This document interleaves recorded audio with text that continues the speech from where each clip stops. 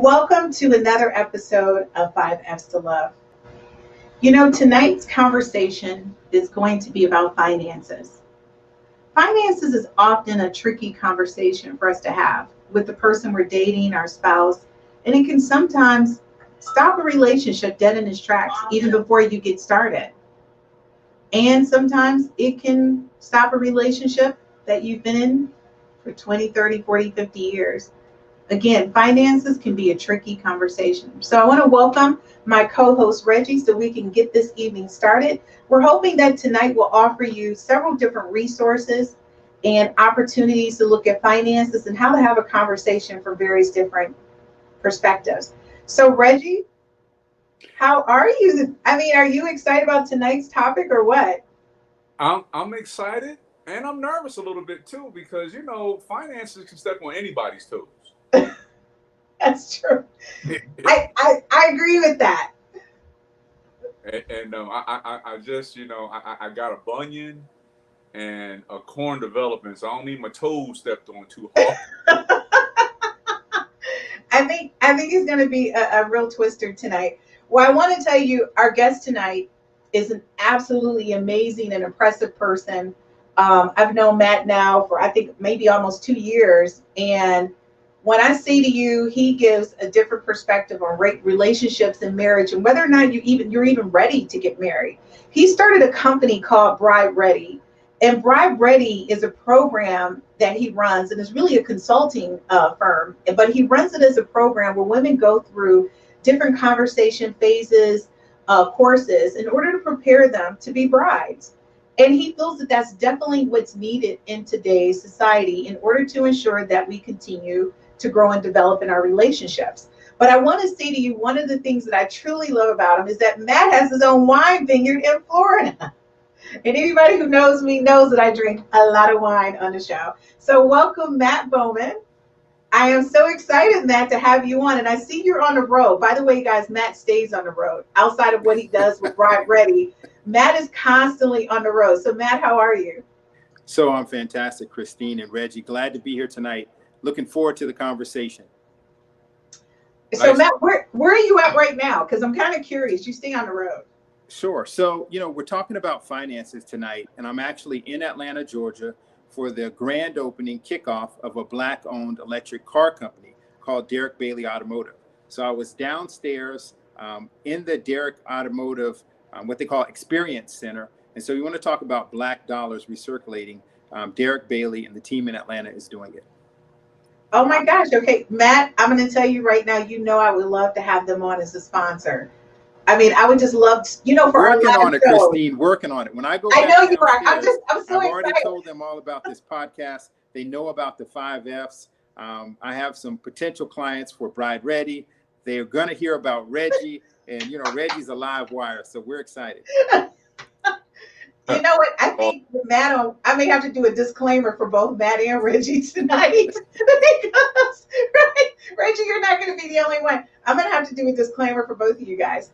Okay, so listen, I don't even want to hold up the conversation any further. So Matt, we normally go from segment to segment, but I think because of what we're talking about, I want us to stay very close to the conversation because I want to make sure we're offering people resources and opportunities on how to start the conversation. So the way we're going to start it with is the first question, which is there a difference in the impact that relationships, the impact the finance makes on relationships when it's a man versus a woman? Whether you're in a same-sex relationship or heterosexual relationship, when I say that to you, I'm talking about the perspective of head of household, right? So is there a difference in how we look at it? And I only asked that question, Matt, because you and I have talked, and I've talked to several of my other friends, and 90% of them are saying, I don't have an issue with dating a woman who's at the drive-through window at McDonald's as long as she has this, this, and this, because I have the money. It's not about the money. But I think women have a different perspective. But Matt, I want to get your perspective before I lean in. And then, of course, we know Nicole and the rest of the women are watching, so they're going to get their perspective. But let me have yours, Matt. So when you talk about money, I take the conversation a little bit differently. I talk about roles. Like, what is the role of a man? Some women may decide that a man's role is priest, provider, and protector. So that provider role, which is very common for, especially for someone like me who's raised in the South, I look at that as, since I can provide for any woman, then the choice is mine. So however much money she makes is fine. It's a nice safety net. But at the end of the day, I look at that responsibility as mine. And a woman may have a biological clock, but a man has a financial clock. And if he cannot afford to take care of that woman, he is less likely to get married. And if he does get married, there might be some issues in that relationship unless he's very mature. Hey, you know what, Matt? I think that let me ask you a question. Do you think being from the South plays a huge part on how you feel about finances and the role that it plays in a relationship? Does it, I guess, not whether you're from the South, but where you're from? No, Christine, it doesn't. You know, people might say that, you know, hey, he's a Southern gentleman, that plays a role. But if you look at the data and you look at, let's take African-American families in general. You know, before 1964, you know, African-American men were in the workplace really second only in number and position to white men. Marriage rates are real high. As the African-American male unemployment rate has risen, so has the inverse has happened. Less likely to get married. We're having babies. We're doing that. We're doing all the things necessary to have babies, but men are just not comfortable being married. And we're seeing it play out in colleges now. As a matter of fact, the latest data shows that there's more women in college than men, and the men who are not going to college and who also are not getting skilled trades, there's going to be a pandemic in this country, not just of COVID, but of men who are not willing to get married because they're not ready. You know what? I'm going to say I agree. And Reggie, before I talk from the female perspective and what my concerns are, Reggie, what's your perspective? Is it the same as Matt's, or is it different, or is it similar? It's very similar. It's very similar. I come from the other end of the spectrum than Matt. I am not the primary breadwinner in my household. My wife is. However, I don't have an issue with who I am as a man, with the income that I make a comfortable income that I can provide for me and my family. However, my income isn't jumping through hoops. And, you know, I was an educator for a while. I just stopped that not long ago. However, I would be lying if I didn't tell you that there were some disagreements and issues in our household because of my lack of income. Now, putting that all in perspective, I don't feel less than because of my income. I don't, and I never did. However, you do have to be in a position as a man to be able to afford yourself and your family at the bare necessities. No one wants to be at the bare necessities, but at the bare necessities, that's what you need to be able to do. And I remember when there was times and lulls in employment that my manhood did take a beating. It did take a beating internally. Whether I voice it or not is something else. But internally, I must say that I was sitting here like, man, you know, what's going on? You know, and Reggie, I really appreciate you sharing that with us, because I think a lot of times that perspective, when you have, and by the way, if you haven't watched before, Reggie's wife is a doctor. So when you marry someone who's a doctor, you know, that's really like you're coming in behind anyway as far as salary, unless you're making $500,000 a year, right? Walking through the door. I mean, so that's just a given. So Reggie, I applaud you, because I think a lot of times when men meet women who are in a different tax bracket, they do take on a different perspective, and it's not always positive. I can only speak from my personal experience that people make a lot of assumptions about me as a person and whether or not they measure up. Because for me, it's not about that. It's not, as long as you have a job and you can manage what you do financially, I'm okay with you, right? I'm not going to crush it. But what I will say is, it's definitely hard when no one has any finances, right? Or one person's carrying the load and no one's bringing it in. So Wallace, thanks for joining us tonight. He responded with, this is why we teach boys and young men about their responsibilities as a single man and what when you get married. So the thing is, I agree with you. I think we do need to share more of this with young men prior to getting married, so they understand the importance of it.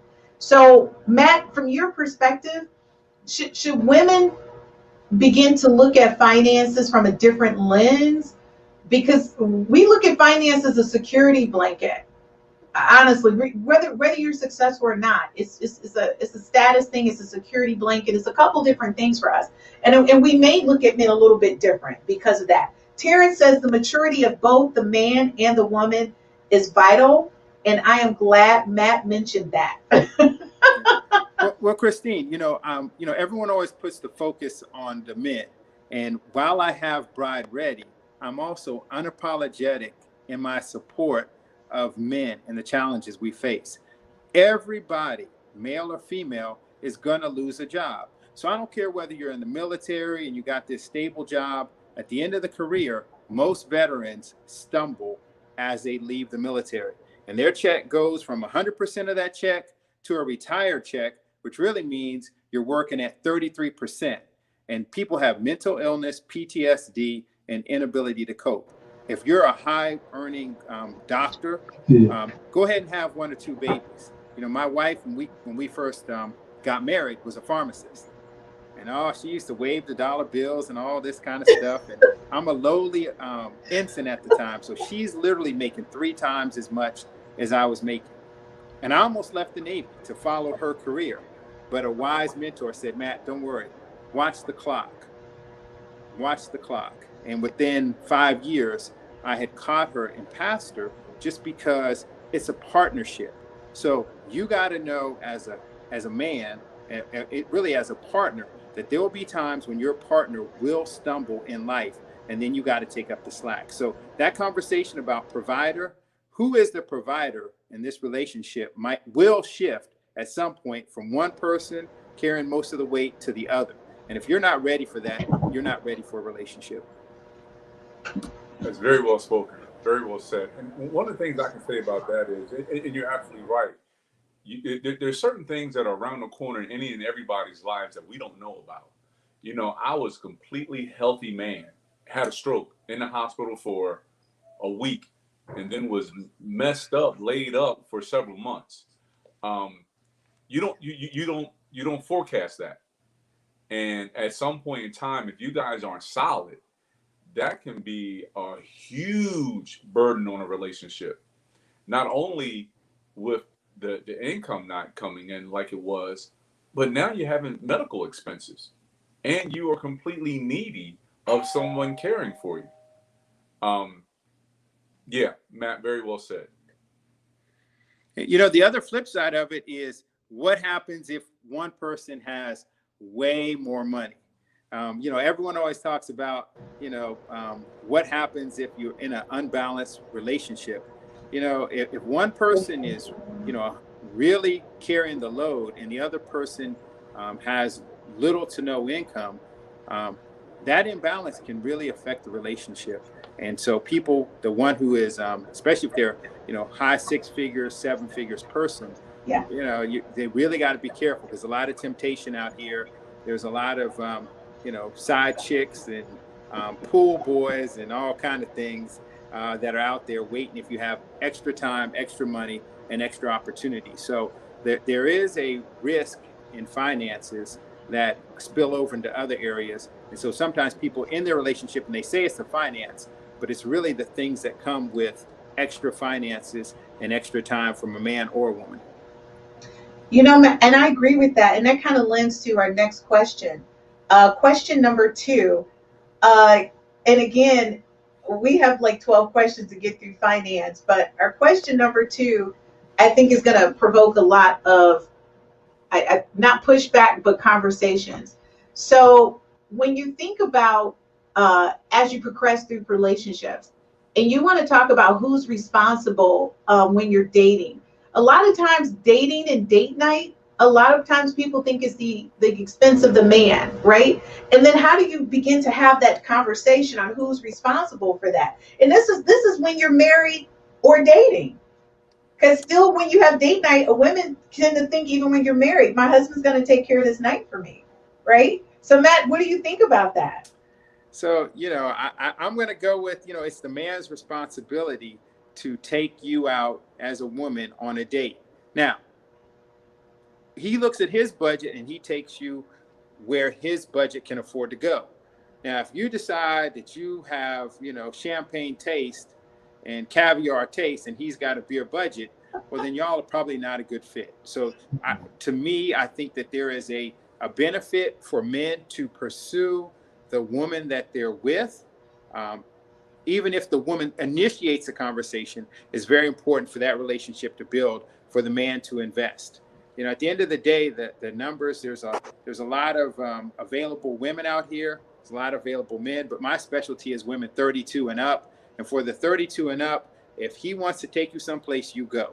And you decide whether that's the man you want to be with based on his budget and how he spends his money.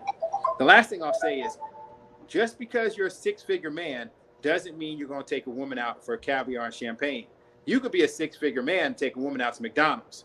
And the man who's a janitor, or the man who's a blue-collar man who makes $30,000 to $50,000, he's willing to put his money where his mouth is, and he'll take you to a five-star restaurant. So it really depends on the relationship. I like what you're saying. I think, and I agree with you 100%. I think when it's dating, I think of courtship, right? And prospectively, at my age of 50, I'm hoping that a person is dating me because they're interested in marrying me, not just for something to do, right? So in that sense, I'm thinking if you're courting me, then you would pay for the dates. But I also think a woman in my position that occasionally I would want to plan a date, or even offer, well, hey, if you're paying for it, can I leave a tip? Or can we go somewhere else for dessert? I would like to do something for you. So I think that's a conversation to have, but I think oftentimes women just sit there when the bill comes and they don't communicate. Like, okay, are we splitting this, or what would you like to do? And I think, Matt, when we went out, that was a quick question I said to you. I said, well, wait a minute, let me pay for something. And you said, no, you will not. I asked you out. And I was just like, okay, I thought that was beautiful, but I was just like, I want to help pay for some of this, right? The dynamics of dating is very different now, with women being equal earners, and as Matt had stated earlier, even greater earners than men. So as a man, when you start to hear women, I'm educated, independent, single, this, that, and the other, and I got my own, and I got this. So all this strength is applied up until the bill comes. and at some point in the dating relationship, and this wasn't the case when I was dating, you're looking at this situation and being like, why aren't you strong when it comes to paying this bill? Why aren't you strong when it comes to reaching that hand out and offer? Here's what I believe in the dating scene right now. Because we are both coming in more equal than we've ever been in society as professionals, as income earners, we need to get to a place where maybe 2-3 dates in, hey, listen, can we schedule? Are we going to date every weekend or every other weekend? What's our dating regimen going to be? Are we going to go out on the town one week and do Netflix the next week? So let's start picking weekends. Not only are you establishing, as Matt said, I invited you out, this is my bill. We're establishing who has the bill that night, so there's no awkwardness at the date. And also, you're building a relationship because you're planning for the future of being together. Instead of on Thursday night, you get a call for a date on Friday. Nobody wants that. Because Reggie, I look at it as like a 5-course meal, right? I may pay for the first course, which is dinner. But if the woman wants to go to the second course, which is a movie, especially a movie that I don't want to see, I would be perfectly okay with her paying for the second course for the movie, because that is going to be a reflection of how our relationship is going to be. She may decide, hey, I want to go to the mountains. I don't ski. I don't want to go. So guess what? If you work and you make that money then you can pay for that vacation for our, basically it's for you. I'm just going along. And likewise, if I want to get box seats, at a Cowboys game, or maybe she wants to get the box seats at the Cowboys game because she's a football fan and I'm not, then if she wants to pay for that experience, then I'm going along. I just think it reflects the relationship that, listen, there's a give and take. I want you to go to dinner because I enjoy seeing you eat, so I'll pay. Right. You want me to go to the Cowboys game. I don't want to watch the Cowboys game, so you got to pay. So I think there's a give and take. So I look at it, Reggie, like a 5-course meal. And there's always dessert at the end. Always dessert at the end, Reggie. Always dessert. And you know Matt, your smile just says a lot. I hope your wife is watching.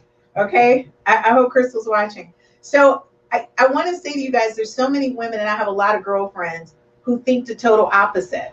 They think while you're dating that the man should wine and dine them and supply the resources for these dating experiences. So if they say, hey, I want to go to the Beyonce concert, they're thinking you should get the ticket, create a whole evening out of it, and they should show up looking absolutely fabulous. What do you guys think about that?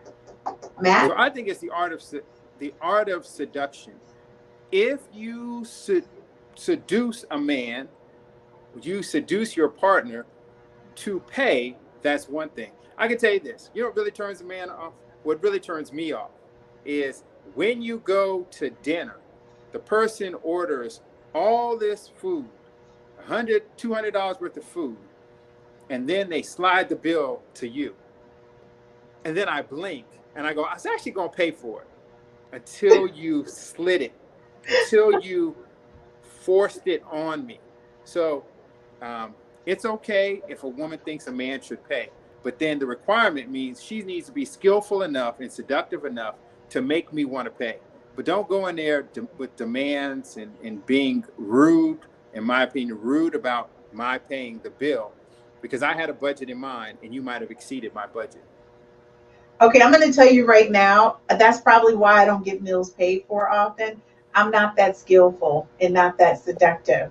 So maybe that's something I need to work on, because I'm the only person who will pull the bill towards me. So, and that has nothing to do with money. I just don't think I'm that seductive or skillful. So like, but so we talk about giving people skills. The best skill that you can have is silence. Don't do nothing. Don't touch the bill. Don't slide it. Just keep ordering drink after drink, or water and lemon if you have to. And then you wait for the other person to reach. The first one who reaches for the bill loses. It's true. I think that's funny. So Michael Belcher, Michael, thank you for watching. Does it make the woman feel less of a woman if she has to pay? Why? Same question for a man. And does it make him feel less? I don't believe so. I believe that we're in a different culture than our parents were.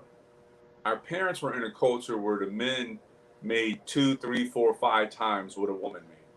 And it was almost shameful for a man to ask a woman to take what little bit she had and entertain him with it.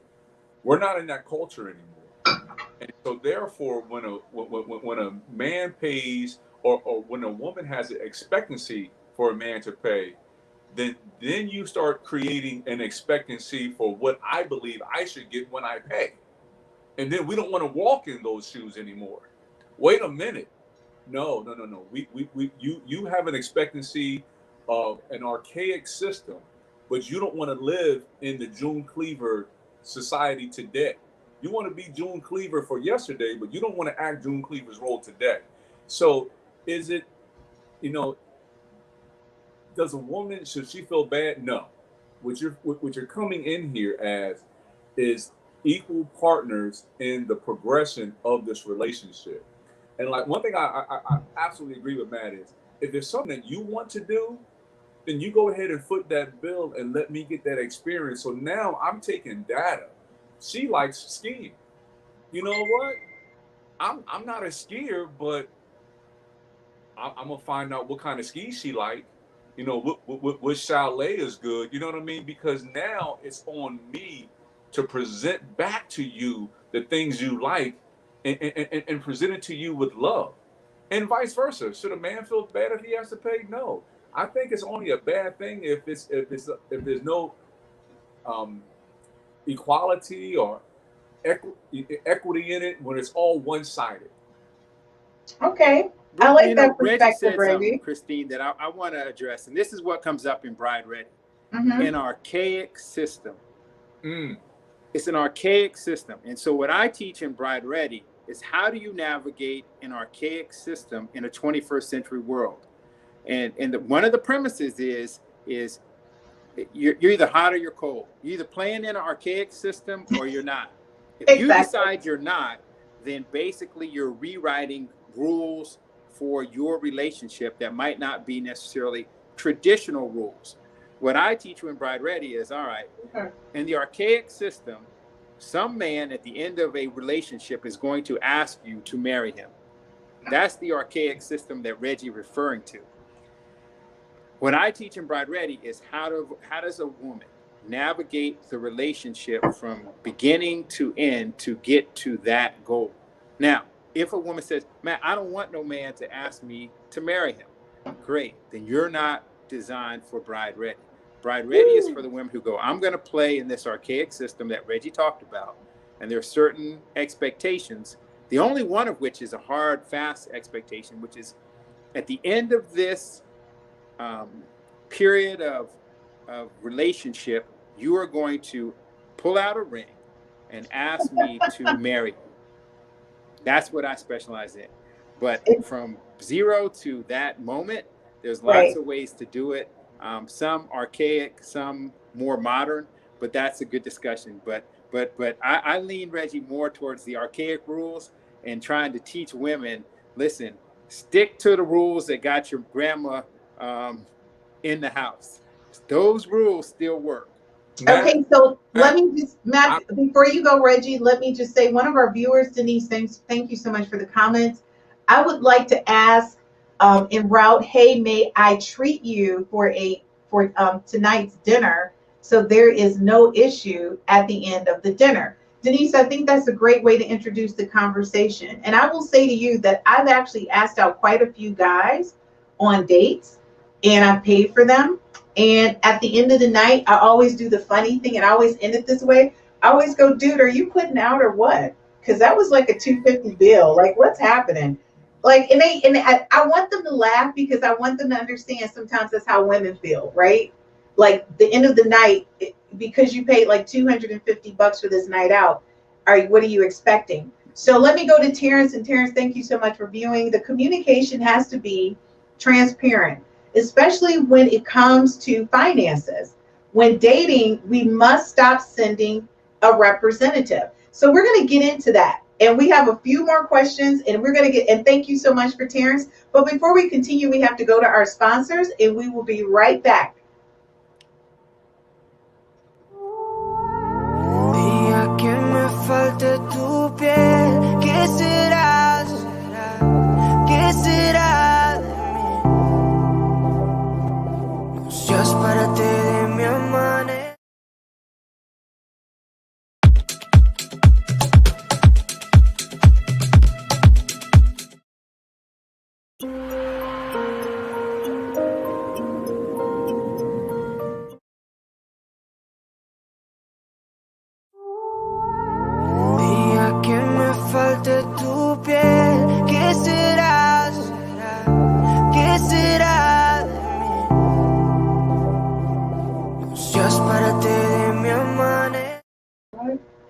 Okay, welcome back to the 5 F's to Love.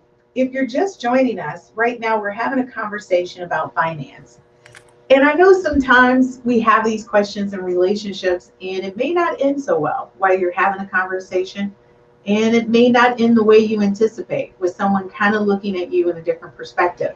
We left off with one of our viewers, Terrence, saying this is a real conversation and you should stop sending your representative. So our question number 3 is, when do you think a person should discuss how much money they make a year when dating? And I say that because when you're dating, is it a month in? Is it 2 months in? Is it 3 months in? Because there are a few more questions that's going to follow after this, is the reason why we're asking this question. And so, Matt, what do you think when you're dating someone, when is the best time to discuss finances, like how much money you make a year? Yeah. So I don't look at it as a time date stamp. what I look at it as the progression of the relationship. So let's say if if a relationship has 5 steps, where one is establishing rapport and understanding a person's background being step 2, it's understanding a person's background in step 2, where you start to begin the discussion of how much do you make. So for example, in my case, when she told me she was going to be a pharmacist, I actually thought a pharmacist made $18,000 a year. I actually thought, I said, who would want to sit behind a counter and give pills to old people? I said, how much they pay out? About $10,000, $18,000? I had no idea the income level and what that number meant.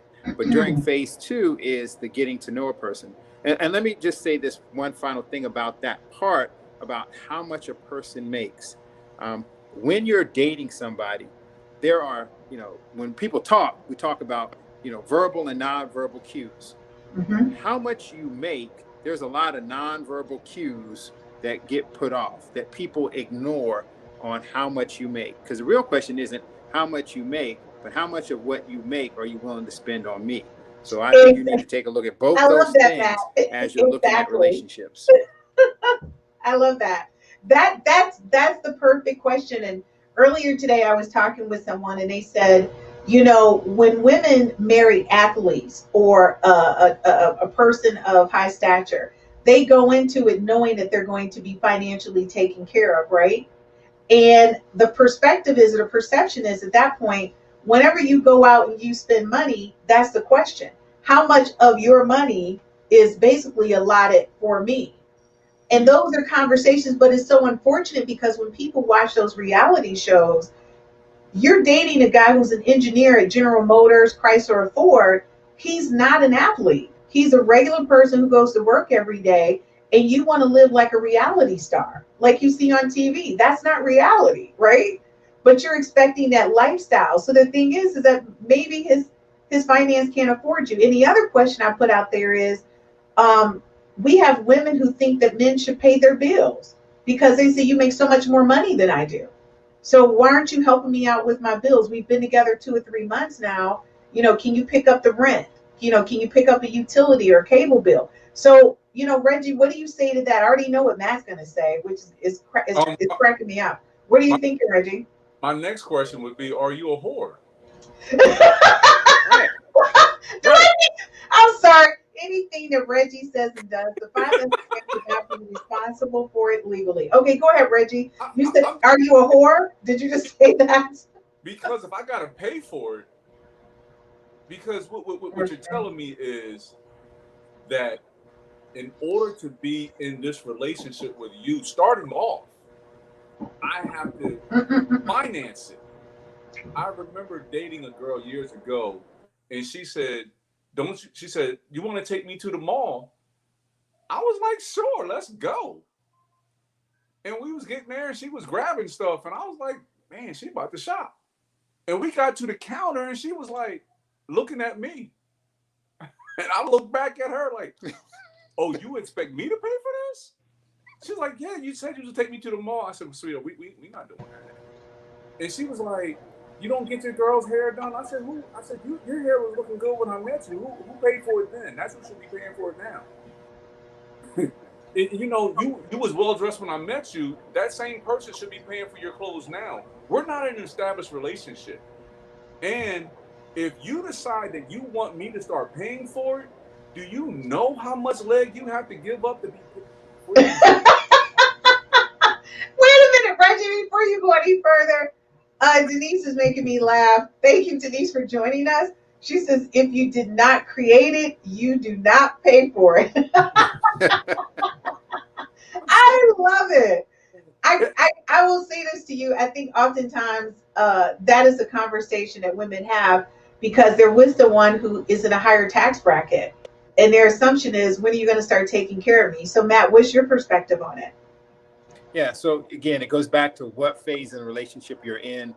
The women who think you're going to pay their rent early on don't understand what phase of the relationship you're in. Short of you being engaged or married, there's no reason for another person, grown person, to pay a person's rent. As a matter of fact, if you come to me and say, can you pay my rent? is actually, I'm going to first think what Reggie thought. Then the next thing I'm going to say is, you know what? You that irresponsible. You can't pay your rent. You ain't got no mama or daddy to pay your rent. It is not, it's over. The relationship would actually be over because I would be insulted by either you think I'm stupid or else you're a prostitute. And the third thing is you're irresponsible. So I don't know which one of the three, but it doesn't really matter. This relationship is coming to a fast end. So, your job as a person in a relationship is to put your best foot forward and show yourself to be as responsible as possible if you want a partner. Now, if you're just looking for a sucker and you're looking for somebody to buy you things, that's also a very dangerous game to play because let's say I buy it. I guarantee you I want a return on my investment. So when I take you back to that house, you are going to give me the value of that rent or the value of those clothes, and you're not going to want to do that. It's not worth it. Wow. And believe me, the street value is only $40. So you can do the math on how many times you got to do it to get my money's back. What Matt is saying is, in order for me to have to pay for it, do you know how much better you have to be and more available you have to be than what I got for free? So let me ask you guys a question. What do you think about when men date women who are financially secure, higher tax bracket, and they have an expectation? I know a lot of men who, to be honest with you, their girlfriends pay their bills. They take them shopping. They take them on vacations. They pay their child support. So what do you think about men in the reverse role who do that to women who make pretty good income? What do you think about that? No. I'm sorry. Do I hear crickets? No. Do I hear crickets? What's happening? It's no double standard. If you can't take care of yourself, you don't need to be in a relationship. If at the end of the day, I used to teach math in middle school, and I would tell kids, I said, I'm gonna give you a simple math equation that's gonna carry you for the rest of your life in relationships. You have one, they have one. Together, you have two. The problem is you have one, they have nothing, and together you have one. It only made one person better. It did not make the other person better. And that's always going to be a problem in a relationship.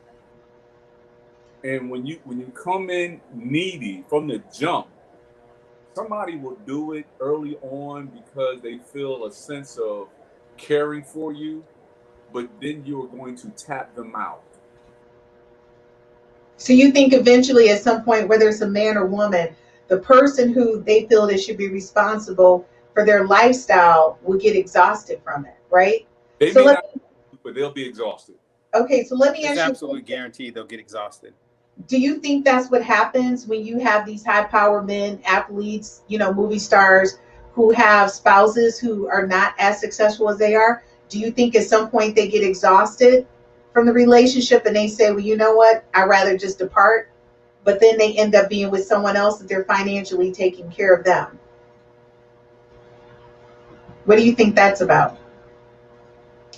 Because finance plays they're dating these athletes or whomever, and we see that a lot of time on reality TV, like the doctor show, right? Which kind of surprised me, where a lot of the female doctors who were the breadwinners, their husbands were there, but they were not as successful, and they end up getting divorced.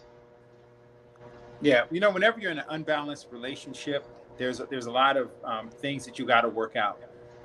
To the question of minimums. Let's talk about minimums, right? What are minimums? Food, shelter, clothing. Those are basic human needs minimum. So if you can cover that, if each person can cover their own minimums, and that's what Reggie was talking about with the 1 + 1 = 2, then you have the foundation for a relationship. Doesn't matter whether you have a 3-bedroom, 2-bath, 1,400 square foot house, or whether you have an 8,000 square foot mansion. As long as both of you can cover the minimums to keep a roof over your head, you can have a relationship. I think where you get into trouble, and this is really, I think, for a different show is finances and family.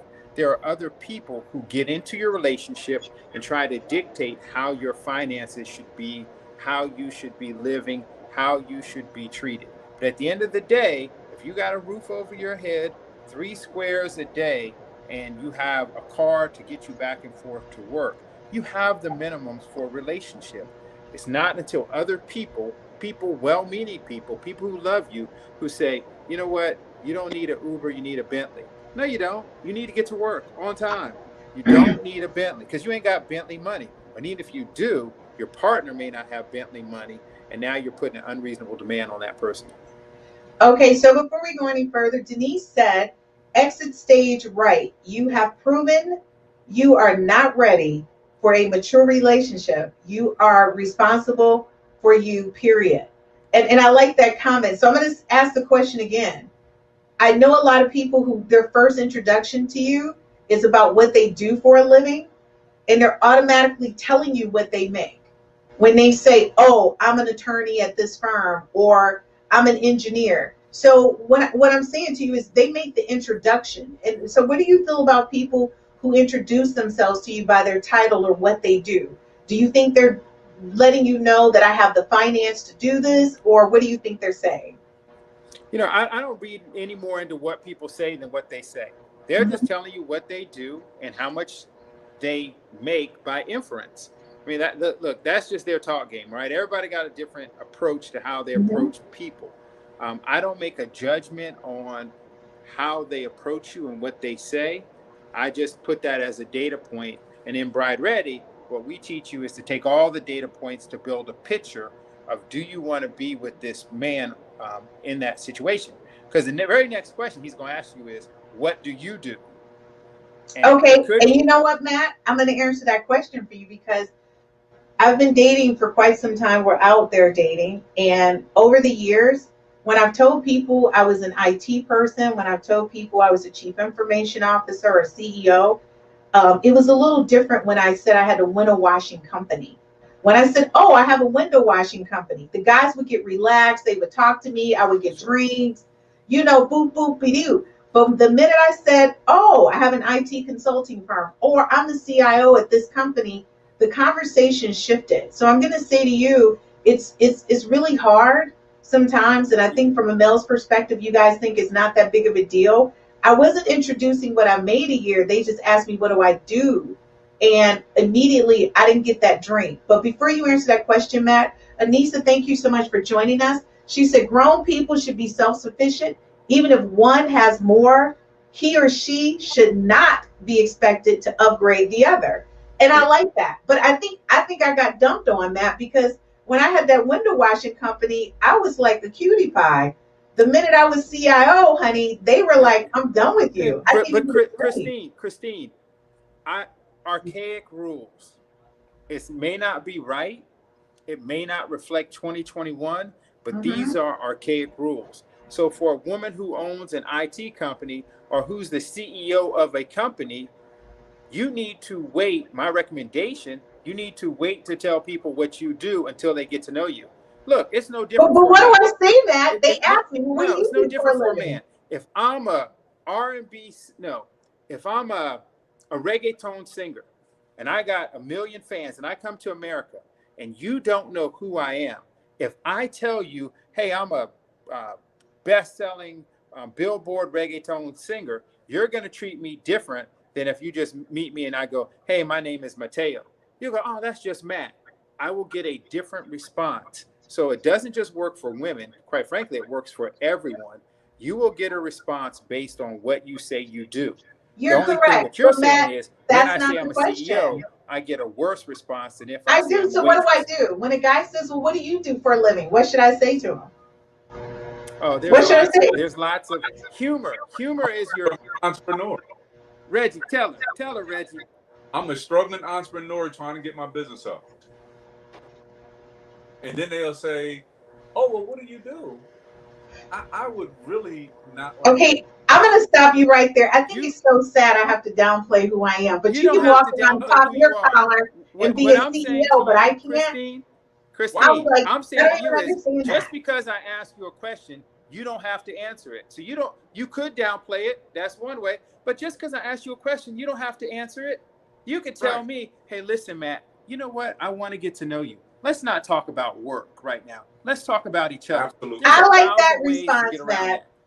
And one of the things that people are so up in arms about is that what you do and what you make at the very introduction of a relationship is very personal.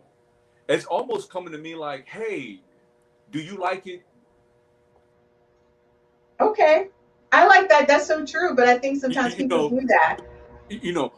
Are you more preferable to oral or vaginal? You know what I mean? Like, well, what are you talking about? No, we don't have those conversations in the first meet. So why would I do that? Hey, you know what? I'm real freaky. How about you? No, we don't do that. So why is that an issue right now? I have a problem if somebody comes to me and say, hey, I'm Reggie Dillard and I play in the NBA. What that probably would tell me first off is that you don't want me to see your character. You want me to see your representative. You want me to make an assessment of who you are by what you do. And there's some jerks in the NBA. There's some jerks who are IT professionals. There's some jerks who are the president, the former president of the United States. As much money as they have, money does not buy character.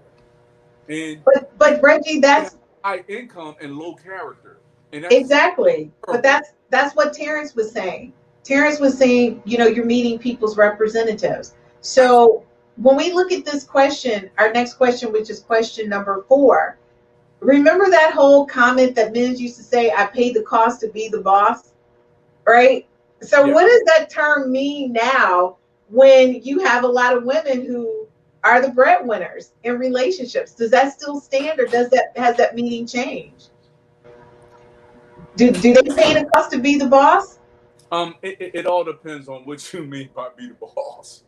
Well, I mean, what did it mean before? To me, it was indicative of I make decisions for this household. I'm the ruler of the roost. That's what. So when I used to hear that comment being stirred around with men, and that's women would ask a question. They say, you know what? I pay the cost to be the boss around here. Well, first of all, no matter. So what does that mean? So I'm asking you, what does that mean? Hold on. No matter who uses that statement, it is a controlling statement. And what they're telling you is you're signing up for my dominance. And this is a particular way in which I'm going to dominate you. And, I don't care how much you make, you don't have the right to dominate me. You know what I mean? There's going to be aspects in a marriage, in a household, where there's going to be leadership from one person and leadership that is going to be shared and leadership that is going to be, distributed. Now, within doing all of that, anytime that someone says, well, I make the most money, so it's going to be done this way, that for me, that's a red flag. And I want to be like, well, why do you feel like you want to use one of your characteristics about who you are as a person to dominate me? And I don't subject myself, nor would I put anybody else in a situation where they're going to be dominated. But so the question still remains, Reggie, it's not about that. It's about that's what men use in that terminology. I pay the cost to be the boss. So what does that mean to you, Matt? And does that shift when it's a woman? Yeah. So just because it was an expression doesn't mean that it was a right expression. I pay the cost to be the boss. Bride Ready focuses on quote unquote boss women, women who make 6 figures and some who make 7 figures. And what we do in our year-long coaching program is share with them strategies to have a relationship when you're with a partner who either makes more money than you or less money than you. The amount of money really doesn't matter. It's all about relationships. So you can be a boss at work, but you cannot take that same attitude into your household. When you go into your household, you have to go as a partner. Now, there is an exception. There are some men who, quite frankly, don't mind you coming in as a boss. And if that's what you're looking for, as long as you're clear and intentional about the fact that you plan on keeping your boss hat on all the time, then we will find you a man who is accepting of that approach. Some men are perfectly fine with you being the boss and you bringing that boss spirit home. And that can be a great marriage, a great relationship. But you have to decide, though, you can't have a double standard. You can't say, I I agree. want my you can't say I want my alpha male king and then have him let you be the boss at the same time. I can't have it both ways. I Right. agree. 100%, Matt.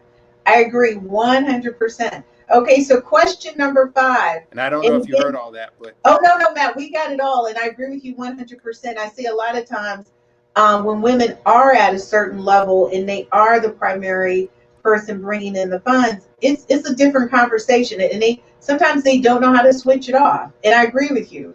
I run into quite a few, and I'm with my fellow breadwinners. I get that part, right? And what it is that we do, but it can cause some confusion. So Terrence Johnson says, and thanks, Terrence, for joining us.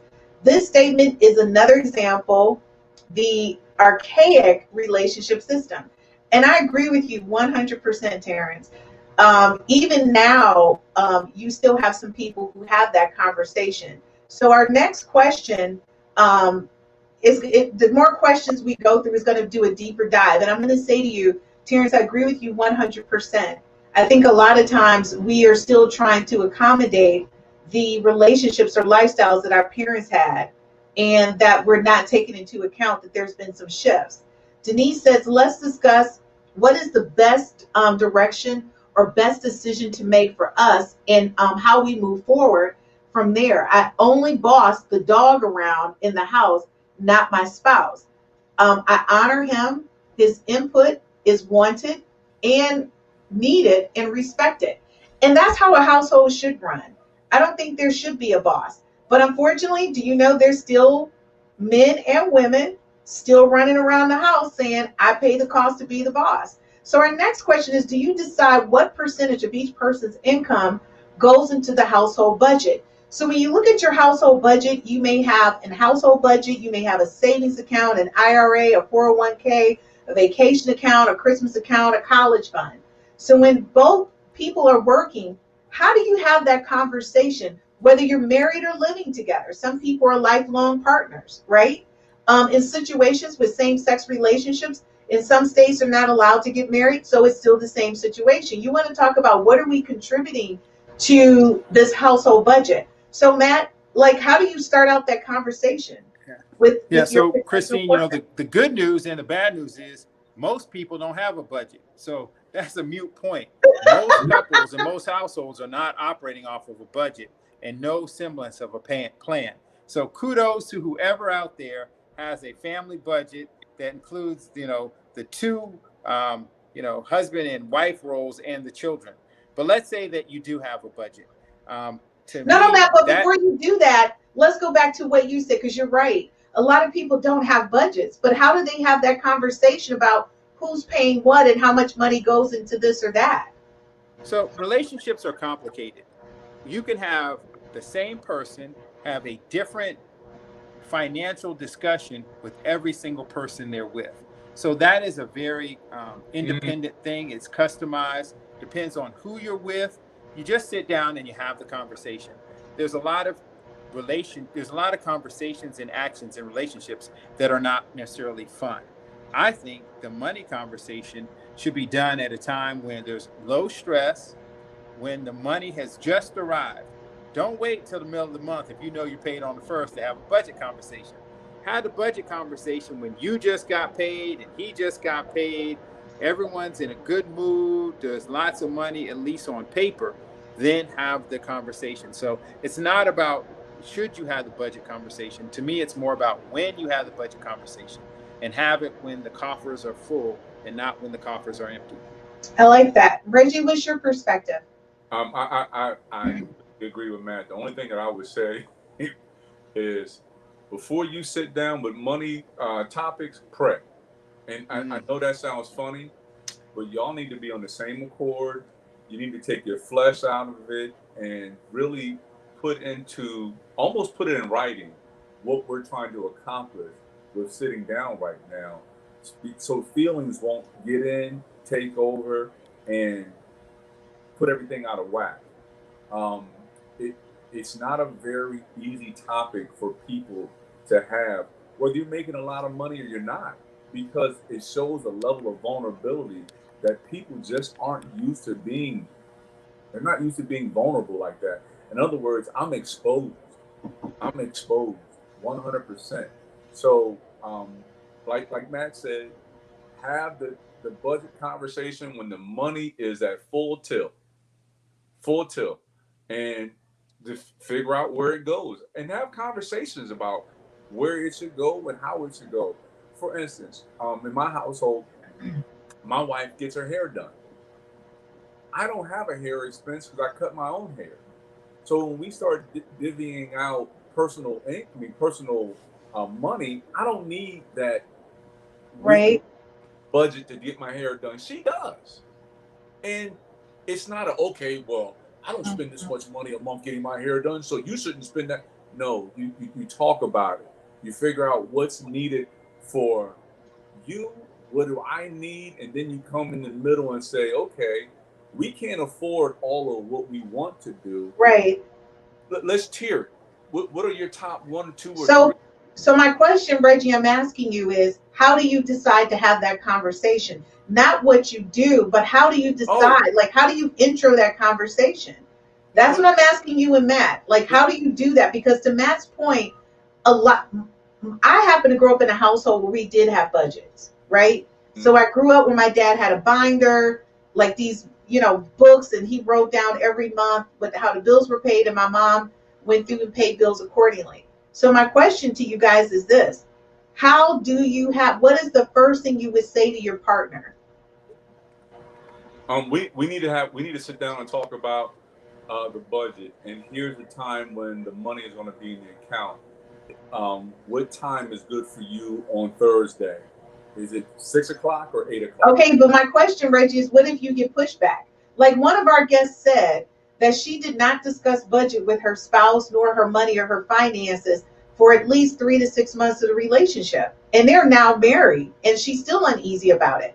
So Matt, I'm asking you, like, how do couples come together and say, hey, we need to sit down and discuss, we need to put together a budget. We've been living this way, but we got to change if we want to save money, if we want to have 401k and an IRA. Like, how do you have that conversation when you haven't been having that conversation?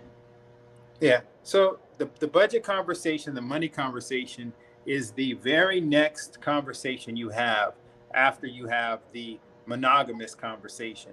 Up until the monogamous conversation, thank you. You don't need to know what's in my pocket.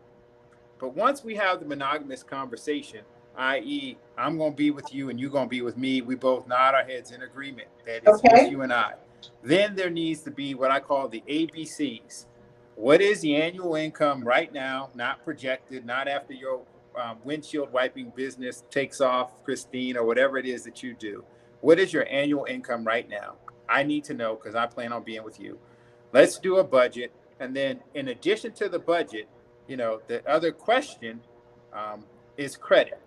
And before you have an ABC conversation, you need to be sober. So you lead it. Okay, Matt, you're going into one of our questions. Don't give away our question. I would take it a step further and say, Matt went all the way to credit. So when a person admits you, they got a 490 credit score or 510 credit score, that's not the time to bust out laughing, because people are now opening themselves up in this ABC conversation to be very vulnerable. A man or a woman may only make $8,000 a year. That's not the time to snicker and laugh. So they guys, never done a budget. So they Matt, may have a hair budget or a budget Matt, that's exceedingly high. So the ABCs are a sober conversation, and there are moments when you're kind of euphoric, i.e., I asked you to be with me, you agreed, you asked me to be with you, I agreed. Now let's add this sober conversation, because the oxytocin is going to make it pleasant because I like you, right? No matter what you say, you can tell me your credit's, your credit's 500.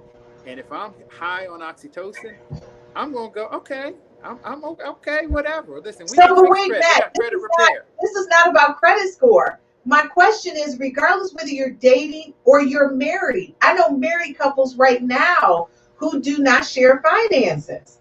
So I'm asking you all the same question. If you guys can't answer this, I'm concerned. How do you introduce? Because to Michael Belcher's question, it's not a romantic topic if you're not all in. So let's sit down and discuss the budget. And that's the thing. So But how do you, Christine, I'm telling you, as soon as you have that discussion that you're in a monogamous relationship, the no, next Matt, conversation has to be no, about listen budget. to what I'm saying. It does. I know It's people all who've of it. been married 20 years and still don't have shared expenses. Again, this is not just dating. But just because they didn't have the conversation, okay, you know, there's an assumption that says that we have to agree on budget. We don't have to agree on budget. We do not. We just have to have a conversation of what are the ground rules for our relationship. And there you go.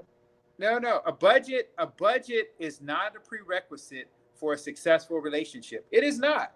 I may decide that my money is my money, your money is your money, and that's it. And we're going to stay married for the next 60 years. Other couples may decide to combine their money, but a budget is not a prerequisite for a relationship. It's not a prerequisite, but do you agree that one of the top 3 reasons in finance is normally number 1 is finance? And I think, and to your point, Matt, and I agree with you 100%. When you agree to be in a monogamous relationship, at that point, you should be talking about how are we going to do this together, right? Now, whether you're going to totally divulge how much the together is from your perspective, but we need to start talking about what are we putting into our vacation account, our 401k, investments, are we purchasing stocks, our college fund. You know, one person can't fuel the college fund for the kids. This is like a conversation you should be having. Now, whether it's a budget or not, we're just simply asking what percentage of your salary. It's not a budget, but what percentage are you going to give me each month for these 10 things, right? And then just put it in the account and I'll figure it out. So I'm okay with that. Now, let me tell you, Terrence Johnson said, I agreed, Matt, it all needs to be done before marriage. But what happens after you're married? And it still hasn't been discussed. Well, there is not going to be, same with what Mr. Belcher said, there's not going to be a romantic time for it. You have to just sit down and put it on the calendar, you know, and if you get pushback from it, you really have to push it. This is the calendar. And what you can do, if that's something that's more you're bringing to the table than the other, is write out your budget. Give it to them. And here's what I'm working with. Here's what I'm dealing with. And to invite them to be vulnerable in that space. But let me ask you a question, Reggie. What if you still get pushback? I mean, you literally heard one of our guests say she was not sharing her finances with her fiance, now husband. Yeah, but she did.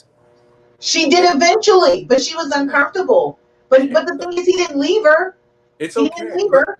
It's okay being uncomfortable, and that's what you have to really understand in relationships. That you're not going to like each other all the time.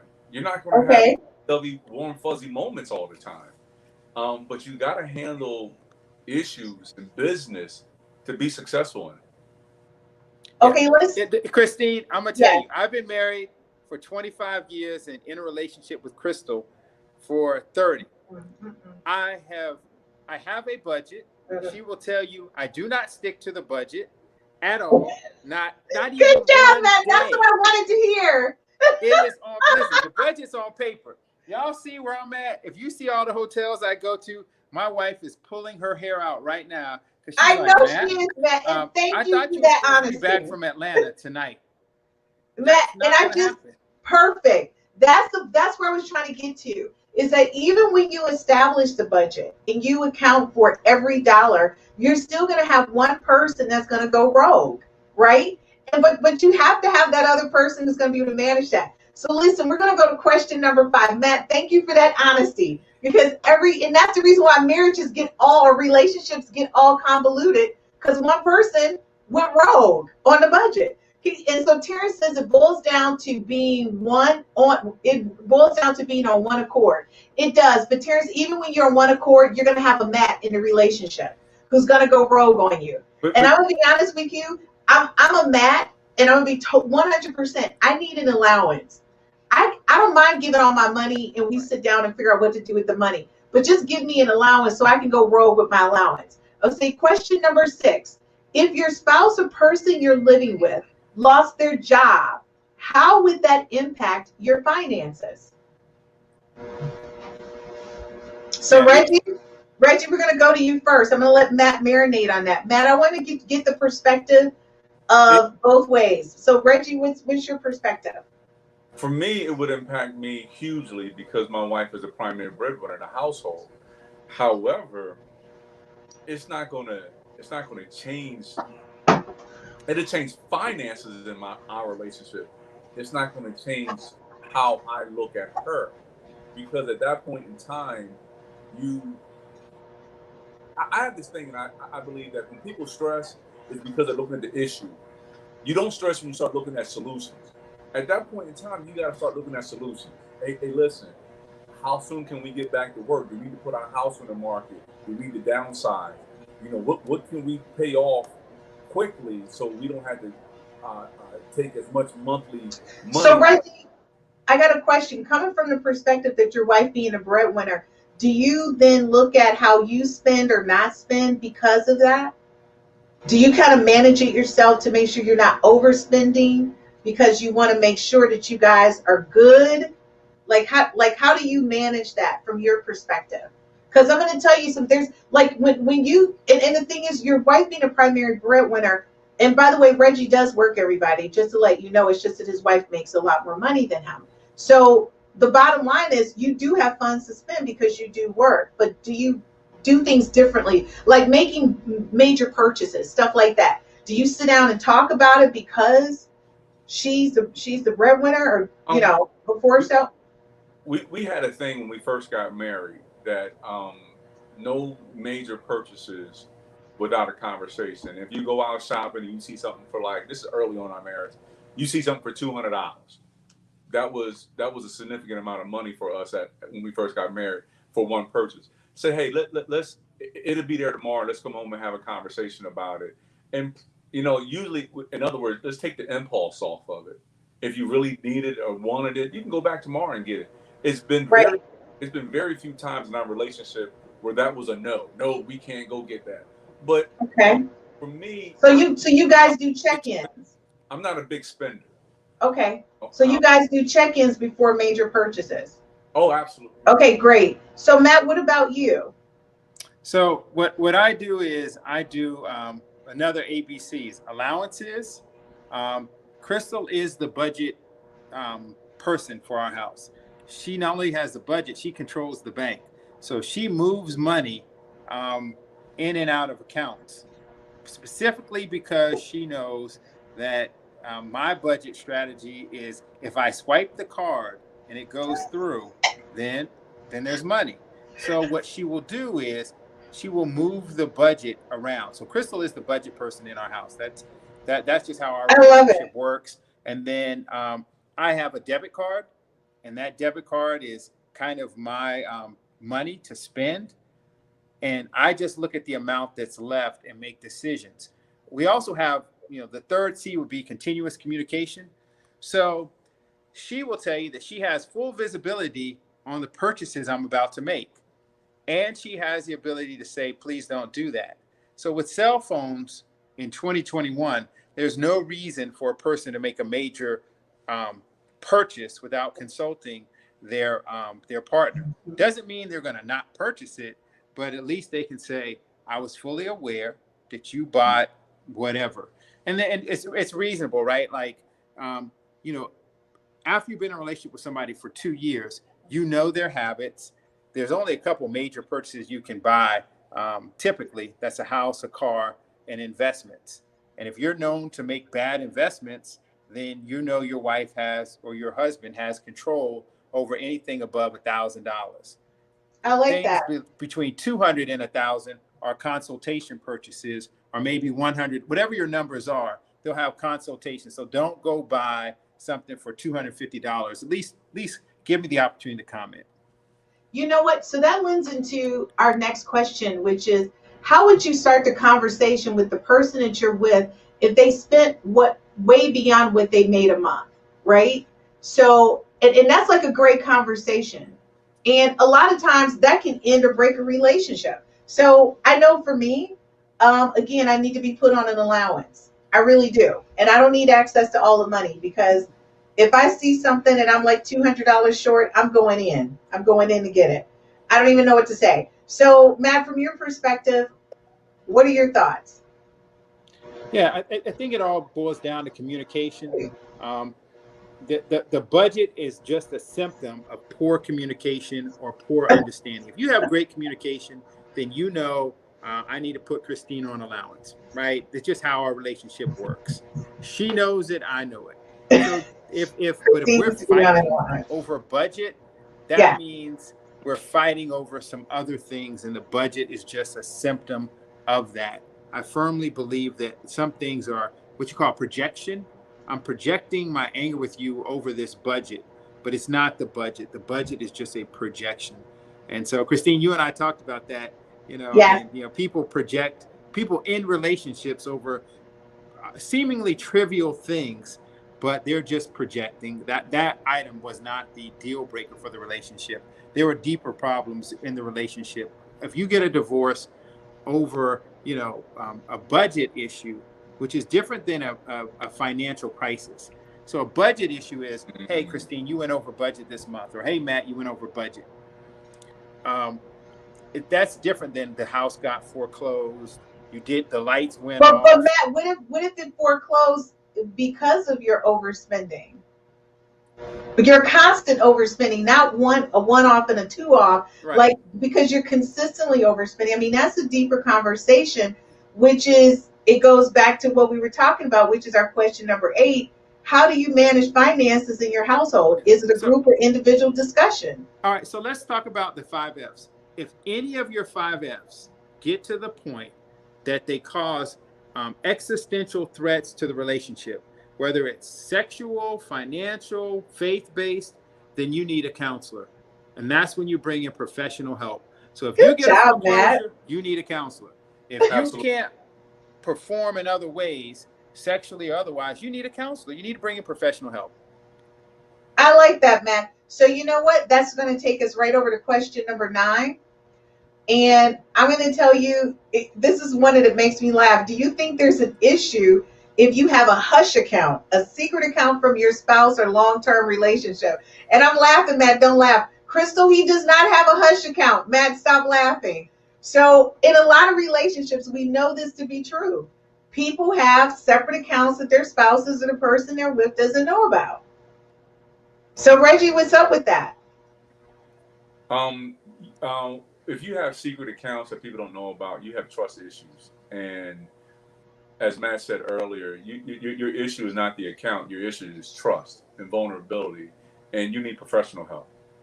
Okay, but let me ask you a question. What if you have a spouse that's a gambler or just lives beyond their means and is constantly spending up the money, where you basically lost a house before, lights have been shut off, and you have an account where you stash money so that doesn't happen? Does that mean you need to go see a counselor? If you're already seeing a counselor for their gambling? I mean, it's like being married to a drug addict. Agreed. You need professional help. And within doing that... No, but what I'm saying is, Reggie, you're getting professional help for the addiction, but you still have to protect your family. Right. So, I mean, come on. You take their name off of stuff until they are sober. You take their name off stuff. Okay, but do you think that's going to then be a conflict in a relationship? Now you're taking their name off of property, bank accounts. What does that mean? I don't understand the question. Control issues, you already got problems. But Reggie, here's I'm curious on where Christine is taking us. Why is it wrong for an adult to have an account that doesn't have another adult on it? Okay, number one, Matt, I believe in having a private account. I'm okay with you on that. We didn't say private account. We said hush account. Yes, I said a hush account. See, the language, Reggie, the language. I would tell my wife, yeah, you need to have some accounts and I'll have some accounts. I mean, I don't care. It's only when you call it a hush account. I'm like, a hush account? You grown. You can have any I'm sorry, accounts guys. you want. If we're going by titles and you're offended, hush, private, secret, nobody know about it account. Give it whatever title you want. The question is, what's the issue? Now, Anissa said there should be a joint priorities that are agreed upon. Both parties should agree to invest in those, like a household bills and wedding or buying a house. When those are funded, each party could retain or rest on the rest of their income for individual wants or needs. Now, I believe in that. So my question was, what happens when you find out, the person you're with got a little hush account? What happens? So, Christine, I go back. I have no problem with it. But if you're stashing money and you're trying to hide from me, I'm at that point in time, I'm trying to figure out why. Okay, but the thing is, you guys do know in relationships today, married couples, long-term relationships, doesn't make a difference. Somebody's hiding money. It happens all the time. Don't act like you don't see people on the news saying, "Oh, he had an account in the Caribbean." Yeah. Really? Doesn't mean it's right. But it happens. Right. But guess what? Why is that a detriment to the relationship if you have an account? I'm going to take away the hush out of it. If you have an account as a grown person, you're contributing to the household. You have an account in your name. You have it with your mama, your sister, your cousin. Like, why should another grown person care? Because sometimes in relationships, in Nicole, by the way, she says, I agree with Matt. Regular communication is the key. Matt and Reggie, you guys get so many kudos. It cracks me up. Reggie, you used to get all the kudos. You're sharing it with Matt tonight. Thanks, Nicole, for watching. Hi, honey. What I'm going to say to you guys is this. I don't believe that a person should have it. I believe there's some circumstances where you may need to have it. But I do understand it's a conversation, right, for you to have this separate account of why you have it. If a person is doing it in secret, it will cause conflict in the relationship. That's a guarantee. Kristen, is your 401k a hush account? My 401k is not a hush account, but my Caribbean account may be. Yeah. And that's just real talk. Yeah. And I started it years ago. In preparation when I do get married, that there is money that I'm going to keep funneling to that account, because not that I'm planning for it to go bad, but if it does, I'm getting married late in life. I need to know that if I have to give you half of what I make, it won't be all that half. I need to know that I got something that I can still continue to live, right? Because in my situation, I may end up paying palimony. I don't know. Yeah, and Christine, that's why I had issue with the hush account terminology. Yeah. Because it speaks to intent. What is your intent for this money? So the language does matter. There are lots of ways to structure monies so that you don't have to, quote unquote, call it a hush account. You can always have money that is protected, judgment proof, set aside, whatever, that no one can take in the event that your relationship goes south. You don't have to show people where the money is at. You don't even have to tell them it exists. I would just tell them that, listen, we have a understanding of how we spend money together. And if you have an account or I have an account or two, it's no big deal. And as long as you tell people that, I can think of no man that would want to know what's in an account if you share it with him the right way. That I have a number of accounts, lots of them, all over the country. I mean, it's not like you're 19. Anyone over 50 has all kind of accounts. And I agree with you, they do. So Michael Belcher says, it sounds like a hush account brings insecurity. I'm all in. Why are you holding back in case we don't work out? So I'm going to say this. I agree and I disagree. I'm going to keep my Caribbean account with just my name on it. And if a person if I get married, I'm not going to tell him unless he watches this episode. He will not know that I have that account. And that's just real talk. I'm going to keep the account. You know why, Matt? Because I've seen so many relationships just go really south real quick. And you never know why. And I just feel like I've really worked hard, like I bust my katukas to get to this point. So I'm going to continue to stash. Anissa said, many times these hidden accounts are used to stash money to fund their exit from the relationship. It can signal a major problem. I agree. So again, if you're with me, it's not that I don't believe in us, but trust me, I bust my butt. So I'm going to put my money in that Caribbean account, and I'm going to love you just the same. If we work out, then I'll put your name on it and we'll have a stash together. That's all I can tell you. Question number 10. What would you do if you found out your spouse or long-term partner had a huge debt that would wipe out your savings account? Like you just found out today, Matt. Crystal came to you and said, Matt, this is what's happening. What would you do? Yeah. So the first thing we would do is handle the crisis, right? Depends on what the amount of debt is. And then next thing we're going is for counseling. Because if I don't know about it, we got big problems in this relationship if I'm just finding out about it. So that would be the two things. One is triage it, handle the emergency first, figure that out, and then go for counseling. I like it. You know, there are things that can be deal breakers to a relationship. Trust things. So if this happened and I'm unaware after 30 years, then we have some serious relationship issues that the relationship may or may not survive. Not about the money, because I mean, it's just not about the money. It's about the trust the underlying trust issues that would be broken in order for it to have that kind of a secret. Okay. But professional counseling is step one. So Reggie, what do you think? If Naomi told you today, like this is something major and it's going to wipe out her savings account, what would you say to her right now?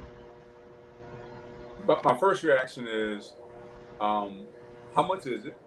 And then my second thing is, we can get through this. Probably going to have to do like Mike said, get some counseling, because it's not the money.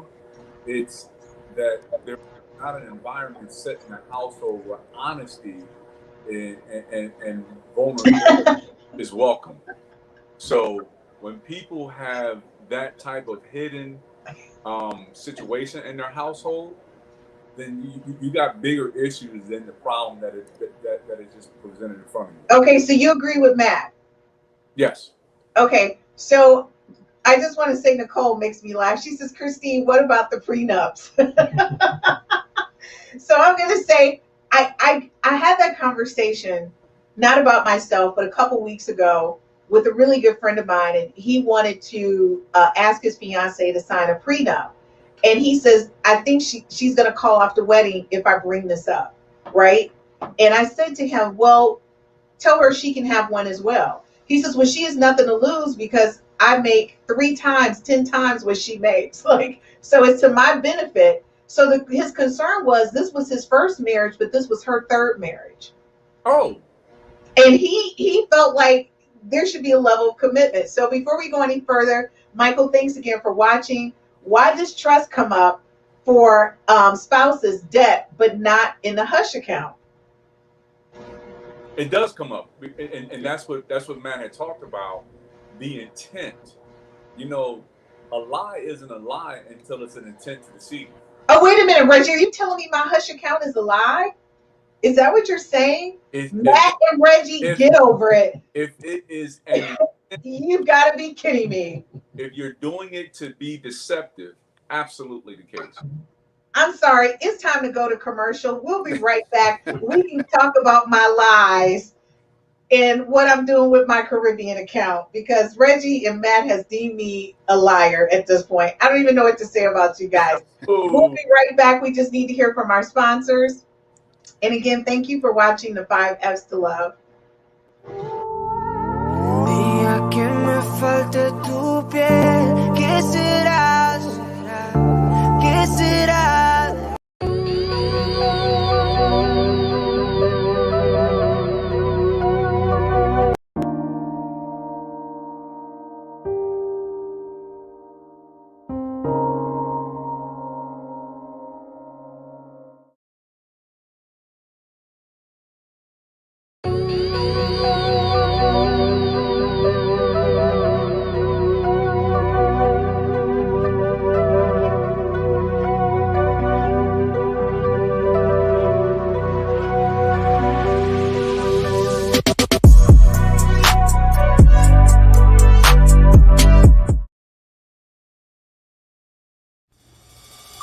I welcome you to My Shy Life.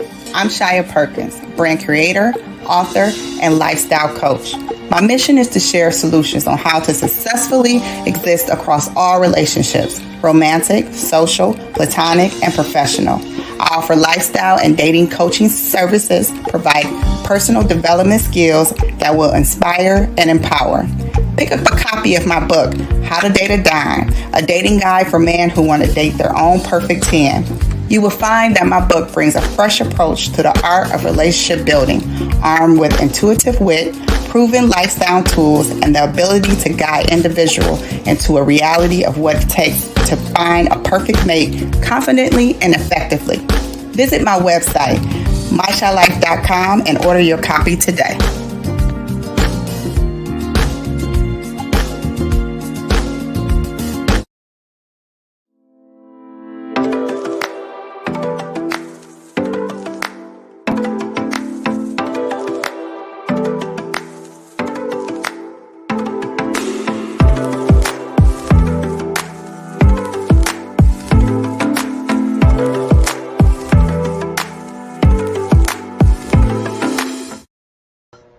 Okay, guys, welcome back, and thank you for watching the 5 F's to Love. We left off that Christine was a liar because she had a Caribbean account.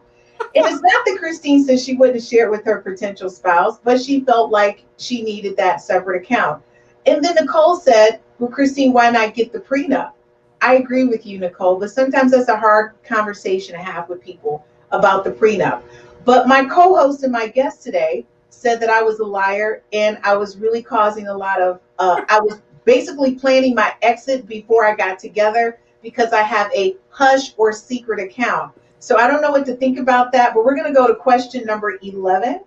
Hey, listen, Christine, before you go to that last question, yes, you know, in Bride Ready, what we teach people to be is to be powerful. And you're such a powerful woman that you don't need no hush account to be powerful. You have prenups. You have other tools to make you judgment proof. So you don't need a hush account to achieve protection for yourself and your assets. That's all we're saying. So I'm never calling you a liar.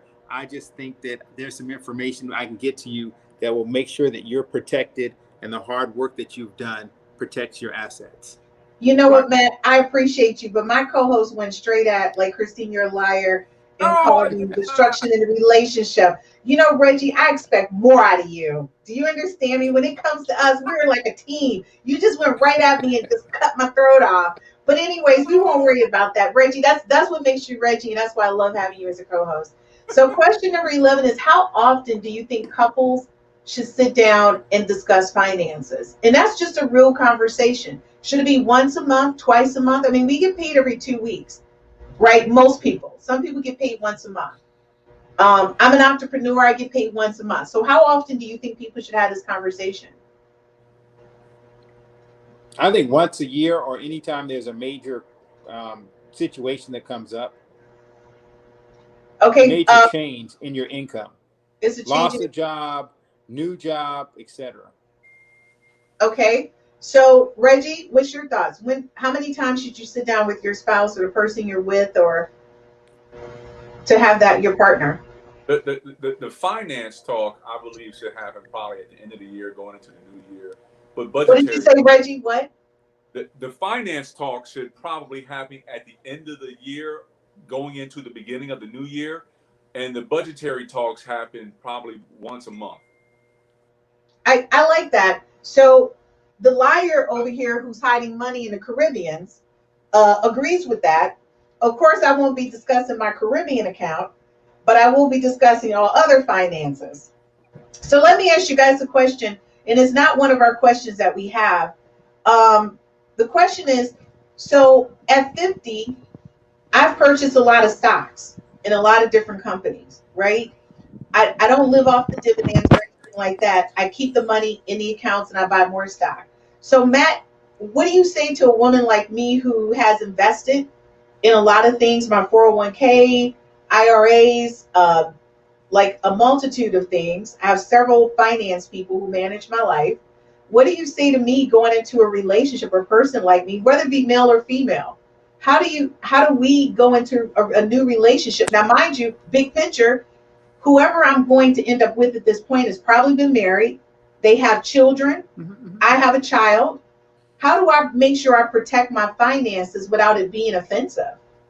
Yeah. So, one of the things that happen when you're a certain age is you have to fence off all relationships. You do it when you're young. You just don't think about it because typically neither one of you has anything. So the fence goes up and it says, this is our stuff starting from this moment in our relationship. We either got married or we had a civil union or whatever the situation was. It became two legal entities. If you have assets and resources and stocks, you need professional help so that you can fence off what was yours before the relationship and separate that from what it was after the relationship. In all circumstances, it may not work. The person, especially if they're a certain spirit, might want to get access to your assets. That's when the conversation becomes difficult. That's when you have to decide what is their intent, what is their motive, and how do you protect yourself. And so that might be a deal breaker for the relationship. And when you talk about things that pay the cost to be the boss, those things come in boss relationships. And so that's one of the major questions that I get from a lot of my female friends who are at a certain level and we're late in life going into marriages or long-term relationships, that does tend to be a deal breaker for the men that we're involved with. And everything else works amazingly, but then we get to that conversation where they want access to this. And I think for me, I'm going to get more insurance just for you, but the insurance I have right now is for my son. Do you get what I'm saying? Whatever I have now is for him. Now, when we get married, I'll get you a separate policy, but I'm not going to add your name to any current policies, right? So that's like a hard question to have. And the other thing is, earlier today, we were briefly talking about this, and a friend of mine married a guy, and he had overdue child support where he could not see his children until the child support was paid off, right? She paid the child support because she was in a financial situation to do it, but it shifted their relationship after she paid it. Now, it wasn't from her, it was from him. It was like he felt indebted to her in some way. So my question to you is, how do you handle when you're in a relationship with someone, you are making more money, whether it's male or female, and you kind of throw them a life jacket to kind of resolve a major issue in their life, but then it kind of stresses the relationship. Like, how do you bring it back to what you had, that loving, caring relationship before you decided to throw out the life jacket? Well, if you go into anything thinking that the ramifications of it later on are going to change things, I wouldn't go into it, no matter how pure your heart is. Finances, But Reggie, the thing is, that person didn't know it was going to be a negative impact. They just wanted to make sure that their husband could see his children. I'm very sure that she didn't pay it saying, oh my God, he's going to hate me afterwards. She thought he's probably going to love me more because I'm doing this for him. There was one thing that I got from the movie Soul Food years ago, when Bird. Reggie, did we just bring up the movie Soul Food? Yeah, she said she tried to help her husband find a job, and her sister told her, let your man be a man. He needs to find his own job. Mm-hmm. He needs to take care of his own kids. And he needs to figure out how to walk that path to get to taking care of his own kids.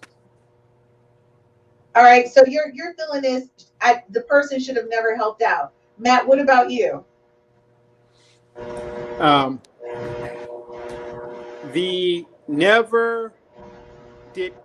a couple questions. Did he ask for her help? I don't think he asked for her help, but he kept bringing up how much he missed his kids and, like, what do you think I should do? Should I do this? He didn't have the money, and that's why he was in the circumstances he was in, but she had the money, so she paid it. But he didn't ask for her help. And so, one of the challenges for couples is to learn to be an active listener and not a problem solver. So I might be sharing with you my problems. It used to be that men were guilty of this. The woman complains, the wife complains about something, and the man acts, and he's like, I need to fix every problem you share with me.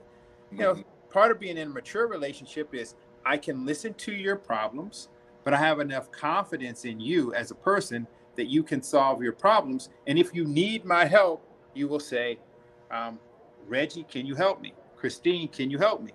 But don't just assume and take away my power because I shared with you my situation, that you're some kind of a, captain. I don't think she took it that way, man. She was just trying to soothe her husband's pain. Now, Nicole said, but he might have, Christine, did he take it that way? And based on a negative reaction, then he didn't appreciate I don't think, did. Matt, I think when he saw his children, I think he was excited and he loved her for it. But then afterwards, he felt indebted. So it shifted. It was like, oh, you had the money to do it, so you did it. Got it out. It kind of messed with his manhood, I think. And that's where I kind of felt like she did it out of a loving space because she really wanted him to see his kids. He had not seen his kids for a couple of years. You know what I mean? So she thought she was doing something loving, not ending the relationship. Where do you draw the line between love and control, between love and mothering, between love and fathering? You're in a relationship. You're not their mama. You're not their daddy. You're their partner. And so I think it really, all couples struggle with this. But how do you stay in your partner role and let people be adults? And that means one of the things you have to, them when they need help or ask for help. There's a lot of things. But if something goes sideways, it's very important to look at ways that you contributed to the situation going sideways. Okay. Right. I like that, man. I like that response. Nicole, before we go any further, Nicole said if he offered, if he's offended, he wouldn't be for me. Just saying. And Nicole, I like your attitude because I didn't think that man should have been offended. I think he should have loved that woman. And that woman, I don't think she brought it up that she even paid for it. I think it was a situation of a phone call that was made, and it was from the ex-wife, and she said something like, when do you want to see your kids? And he says, oh, you're letting me see my kids. And she said, well, I finally got that last big check, so you can see your kids now. So it wasn't that she even told him that it was done. He then followed up with her and said, what did you do? Like, did you do that for me? So that was the question with that. So hey Christine, let me ask you a different way. You go on your job, you're slaving away, you think you've earned a promotion. And then your boss goes, hey, Reggie called. He told me to give you the promotion. It's like, what? Whoa. And then Reggie goes, what do you mean you got your promotion? No, you're taking away my power to earn things for myself. If you're going to do it, at least tell me so I don't look like a damn fool when the ex-wife calls and says, thank you for paying it. And I'm like, Eureka, hallelujah. That poor woman, she can't win for losing. And then you're like, oh my God, it's your nosy ass wife who keeps paying for stuff that you didn't ask for. Oh, Matt, I think you're covering up your mic. We can't hear you. But one of the things you have to understand about men sometimes, I remember early on my marriage, we were driving somewhere, this is before GPS. She said, oh, that's I didn't have a clear, concise understanding where we were going. And my wife says, get directions. I says, I'm not lost. I just don't know where I'm going. What's the difference? I says, lost means I can't get back. Oh my God. Reggie, I just want to say that parable sucks. Lost is lost. Not know where you're going is lost. Men very rarely want to get directions when we feel like we can get ourselves through it. Oh my gosh, that is so archaic. I'm not lost. I just don't know where I'm going. Not know where you're going means lost. No, okay, Nicole. Lost means you can't get back I don't even know what to say. Our last question for tonight, Reggie, your parables totally suck. I just don't know where I'm going. You don't have to even do that. Type in and tell them you like my parables. Don't support Reggie's parables, people. Nicole said, oh, not child support. It was about the prenup. She said, no, not about the child support. It's about the prenup. But you do understand when you marry late in life, in your 30s, your 40s, there's probably child support involved. So you need to be prepared. Our last question for night is the person who makes the most money responsible for helping the other person pay their bills? We talked about this earlier. And Yes. the question is back up again because a lot of times when you're dating, before you begin to merge households, or even after you're married and you're in a long-term relationship, the person who makes the most money is oftentimes looked at as the person who's responsible for keeping up both households. So why is that the standard or expectation, I should say? And by the way, anybody who gets with me, I can't pay your bills. I'm gonna keep it real right now. I would love to be with someone who can pay their own bills, but I can't, and don't ask. Okay, there you go, Matt. So I'm not paying bills, just not happening. Okay. Yeah, I think that is a reasonable assumption that whoever makes the most money pays the bigger share of the bills, especially if you, but it's a conversation, right? You may decide that we're going to bank one check and, but at a certain age, it's unlikely. So whoever makes the most money, it is reasonable to expect that person pays a greater share. Not 100%, but they pay a greater share than the other person. That's just, to me, basic math. Now, Matt, I like what you said the first time. And I do believe that's one of the things I said. My parents lived off of one check and then took my mom's check and put it in the bank. So I do believe in that. I do believe eventually whenever I get married, if we have two households, of which I have this house, I'm sure the guy that I'm going to be with, he's going to have a house. If we decide we want a bigger house or a house somewhere else, then my thing is my house is paid for. Everything I have is paid for. I can just put my money in the bank and we can just start saving for that new house or that new lifestyle. But the only thing I'm going to ask of him is, then I just need you to pay the car insurance and the utilities over here, or give me enough money so I can do that, right? Because that's all we have to pay on this end. Everything else is paid for. I have no mortgage. I have no car notes, right? Is this an advertisement, Christine? No, it's not an advertisement. But what I'm saying is this happens a lot of times when you're in relationships. One person, their whole life is paid for, and then you get with somebody and they've got a mortgage that's $8,000, right? And you're like, but I want to get a house, in the Caribbean. Or I want to get a house down south, a retirement villa or something. So you need to think about that. Can you take one check and bank it? How do you figure this out? So Michael Belcher said it's about equal sacrifice, not necessarily equal giving. I like that. That is so beautiful, right? I love that. I was going to mention something to that effect. In couples, people are typically better at something than the other one is. So what you're better at, or what you're more apt to be generous about, you have a greater, not say responsibility, but it's greater of you to give more of that. Like for instance, somebody who is good at cooking. I'm pretty good at cooking. My wife doesn't cook, doesn't really like to cook. We're not splitting the meals 50-50. That's unrealistic, because cooking is in my wheelhouse. That's what I do well. Why would I ask her? Good job. Why would I ask her to do that when it's not comfortable for her? And vice versa. She's great at she's. I'm like Matt. She's a whole lot better at the budget and the finances than I am. And she takes that. And then you know what? And I think, folks, as we close out this session of Five Us to Love and talking about finances and asking the hard questions, even throughout this conversation, just with the three of us talking about it, we had some difficult moments, some obstacles, some differences. And I'm going to say to you, just talking to Reggie, my co-host, and with Matt, our guest, those things are going to happen. You just got to work through it and figure out how to make this work. And so I'm just going to say, if the three of us had differences of opinions and how to have a perspective conversation about finances, definitely when it's an emotional attachment, you're going to have it.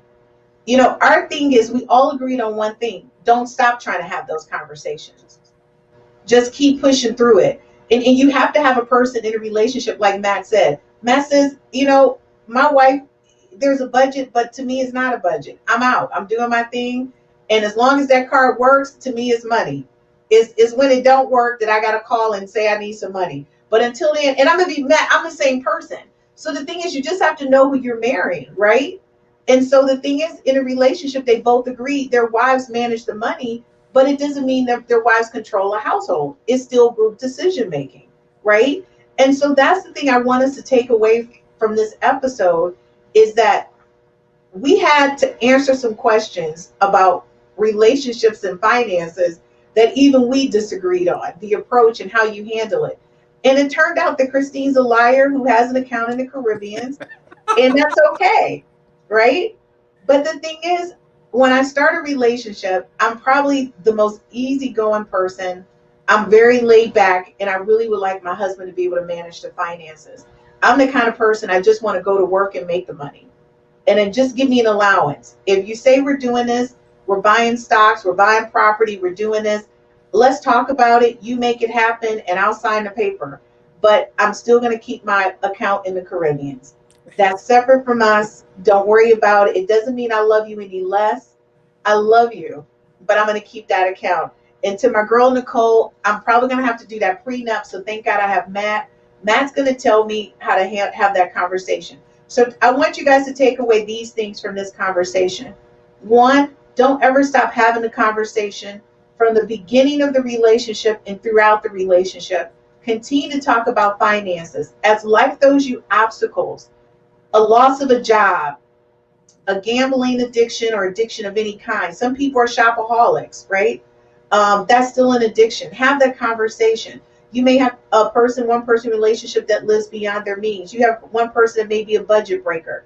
Have the conversations. And the second thing is, go get help. If it gets beyond what it is that you're doing, go get help. Go get a professional. I think sometimes as minorities, we don't think that we should go get help, but we should. Seek additional help. And you guys can always reach out to Matt. Matt, you can find him on social media.